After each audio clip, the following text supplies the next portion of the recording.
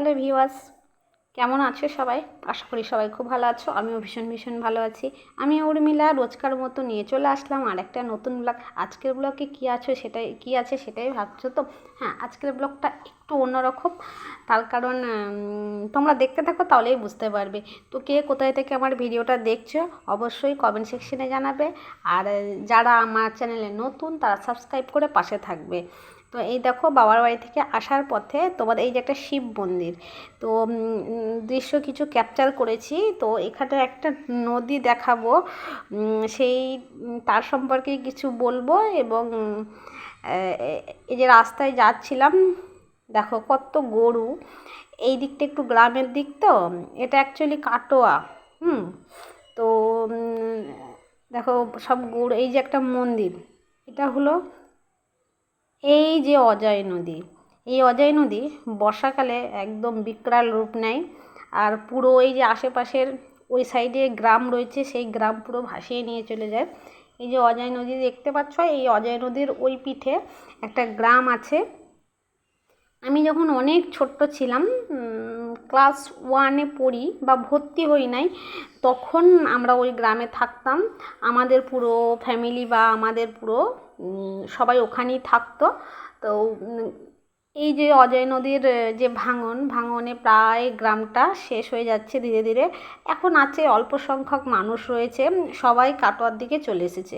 তো আমাদের যেহেতু কাটোয়ার দিকে জমি রয়েছে, আমার বাবা অনেক বছর আগে এখানেই আমরা মানে শিফট করেছি। তো তারপরেই কাটোয়াতেই বড় হওয়া। তো বর্ষাকালে এর রূপটা সাংঘাতিক ভয়ঙ্কর হয়, বন্যা পরিস্থিতির সৃষ্টি হয়। দেখো নদীটা কিন্তু এখন খালি রয়েছে। কিছুদিন আগেই কিন্তু বিশাল জল বেড়েছিল। যখনই ঝাড়খণ্ডের ওই দিকে জল হয়, মানে ওই দিকটায়, তো যত জল ছাড়ে সব এই দিক দিয়ে চলে যায়। এরপরে এই যে অজয় নদী শেষ হয়ে গঙ্গা পড়বে, তো এই দিক দিয়ে সব জল পাস হয়। তো যখন বর্ষাকাল থাকে না, এই আশেপাশের গ্রামগুলো বা এই সাইডে বাড়িগুলো ভীষণ বিপদের মধ্যেই থাকে। আমরাও এক সময় ওই গ্রামে যখন থাকতাম, ভীষণ অসুবিধা। চারিদিকেই পুরো গ্রামটা অজয় নদী দিয়ে ঘেরা ছিল। তো ওখানে আর থাকি না। আমাদের যারা ফ্যামিলি রিলেটিভ ছিল তারাও বেশিরভাগ সব কাটোয়ার দিকে চলে এসেছে। আমি যেহেতু দূর থেকে ক্যাপচার করছি, তো নদীটা অতটা বোঝা যাচ্ছে না। ওই যে দূরে দেখো নদী, আর আকাশটা দেখো অসাধারণ লাগছে। তো অনেক ছোটোবেলাকার স্মৃতি রয়েছে ওই গ্রামে। এই দিক দিয়েই যাচ্ছিলাম, তো ভাবলাম চলো একটু ক্যাপচার করি, তোমাদের সাথে শেয়ার করি। তো এই যে নদীটা দেখো, অজয় নদী। এখন জলটা অনেকটা শুকিয়ে গেছে। ভাদ্র মাসে বেশিরভাগ জলটা বাড়ে, বর্ষা পড়লেই বেশি বাড়ে। যখন ড্যামগুলো থেকে জল ছাড়ে তখনই কিন্তু বন্যার সৃষ্টি হয়। এই যে একটা বাঁশবাগান, কি সুন্দর। ওই দেখো অজয় নদীটা দেখা যাচ্ছে। আসলে টোটোতে আসছিলাম তো সেই কারণে। আর এই যে এটা হলো একটা ব্রিজ। তো এই ব্রিজ থেকে এটাও অজয় নদী, ঠিক আছে। ওইটা দেখালাম, ওটা আমাদের বাবার বাড়ির দিকে। আর এই যে এই ব্রিজটা দেখাচ্ছি, এটা কিন্তু আমাদের শ্বশুরবাড়ির দিকে। তো আসার পথেই কিছুটা ক্যাপচার করেছি। তারপরে বাবার বাড়ি থেকে কি নিয়ে আসলাম দেখো বন্ধুরা। আলু রয়েছে, আমাদের জমির আলু। সেই কারণে যখনই যাই আমাকে আলু দেয়, আলু নিয়ে আসি। আর এই যে নারকোলগুলো দেখো, একটা গোটায় রয়েছে, ছাড়ানো হয়নি। আর 3-4টে ছাড়িয়ে দিয়েছে।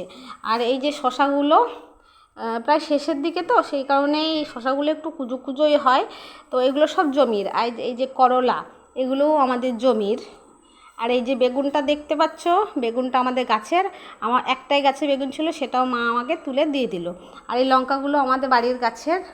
আর এই যে লেবুগুলো দেখতে পাচ্ছ বন্ধুরা, লেবুগুলো আমাদের বাড়ির গাছের। আর এই যে ঘি করলা, অনেকেই অনেক রকম নামে চেনো। ঘি করলাগুলো আমাদের বাড়িতে গাছ আছে, গাছের। তো আর এই যে পেঁপেগুলোও আমাদের গাছের। তো যখনই বাবার বাড়ি যাই আমার কিন্তু লাগেজ অনেক বেশি হয়। তার কারণ আর পুঁই শাক।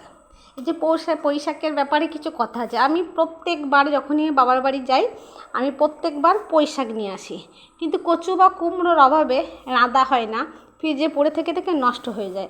তো আমার মা যখন পুঁইগুলো কাটছিল, আমার ছেলে বলল, দিদা তুমি একদমই দেবে না, ঠিক আছে, মা নিয়ে যায় আর নষ্ট করে, তোমরা খাবে। তো মা জিজ্ঞাসা করলো কেন রান্না করো না, তো বললাম আমি কচু দিয়ে খাবো, তো কচু পাই না তাই রান্না করি না। যাই হোক, অনেক হিস্ট্রি। তো দেখো বাড়ি আসার পরেই আজকে কচু নিয়ে এসেছিলাম, তো কচু দিয়ে পুঁই শাকটা আজকে রান্না করছি।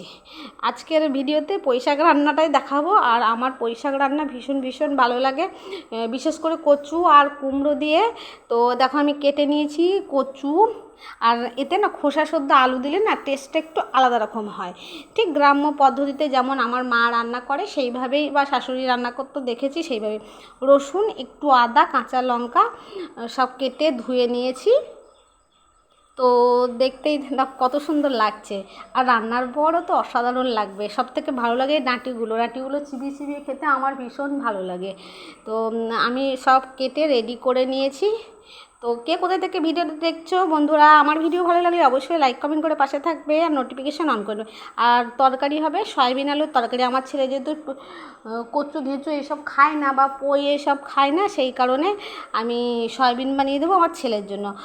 তো এই দেখো কড়াইয়ে একটু ভাপিয়ে নেব, সেই কারণে আলু আর ওই বাকি সবজিগুলো সব একটু নুন হলুদ দিয়ে ঢাকা দিয়ে দিয়েছি কড়াইয়ে।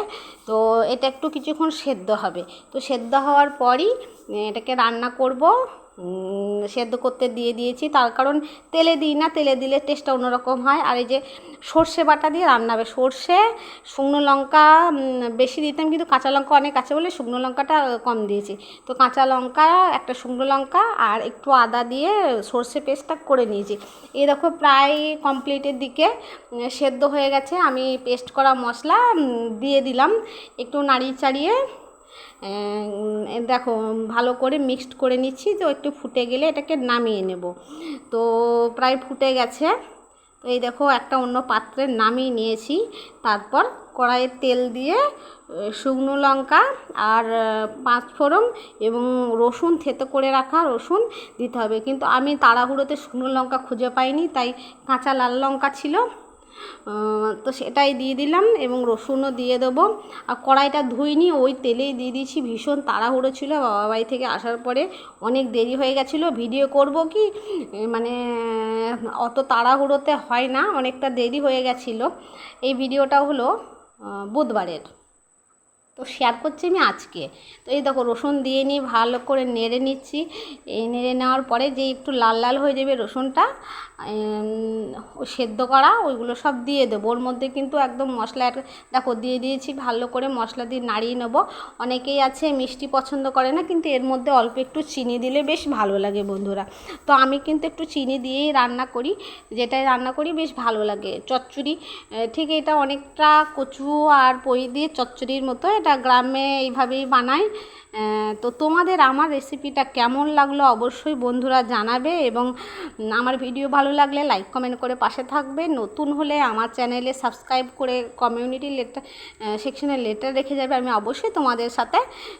তো তারপরে এই দেখো কাটিং করতে বসে পড়েছিলাম। ভিডিওটা যেহেতু কথা বলতে বলতে শেষ হয়ে গেছে, লাস্টের কথাগুলো বলতে পারিনি, তাই অন্য একটা ভিডিও টেনে নিয়ে এসে সেটাকে দিলাম। তারপরে লাস্টের কথাগুলো বলে দেবো। এটা আমি অন্য কিছু একটা বানাচ্ছিলাম, সামনে যে ভিডিও পেলাম সেটা এর মধ্যে অ্যাড করে দিলাম। মনে হয় গলা বানাচ্ছি ভি আকারের, সামনের এবং পিছনের। ভিডিওটা আসবে পরে, তোমরা অবশ্যই দেখতে পারবে। তো সবাইকে অসংখ্য ধন্যবাদ, পুরো ভিডিও দেখবে, তারপরে লাইক কমেন্ট করবে। Thank you everyone.